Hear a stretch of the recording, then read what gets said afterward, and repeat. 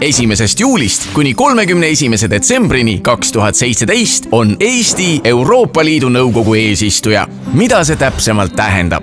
Euroopa Liidu Nõukogu on see koht, kus kohtuvad ühise laua taga kõik 28 liikmesriiki eesmärgiga jõuda üksmeelsete lahendusteni erinevates küsimustes, mis puudutavad 500 miljonit Euroopa elanikku. Igal Euroopa Liidu liikmesriigil on oma huvid, arvamused ja eripärad. Selleks, et arutelude jooksul jõuda kõikide jaoks rahuldava kokkuleppeni, ongi vaja eesistujat. Eesistuja üheks ülesandeks on esindada neid nõukogu ühiseid seisukohti Euroopa Parlamendi ja Euroopa Komisjoniga suheldes, mille tulemusel sünnivadki lõplikud otsused. Euroopa Liidu Nõukogu eesistuja rolli täidavad 6 kuu kaupa kordamööda kõik liikmesriigid. Kuigi enamus kohtumisi toimub Brüsselis, korraldab eesistuja ka oma riigis arutelusid teemadel, mida tema kõige olulisemaks peab. Eesistumisega kaasneb alati ka suur tähelepanu eesistuja riigile, andes talle võimaluse end laiemalt tutvustada. Eestisse on oodata eesistumiste ajal ligi 30 000 väliskülalist. Seega ootab Eestit ees vastutusrikas ja põnev aeg.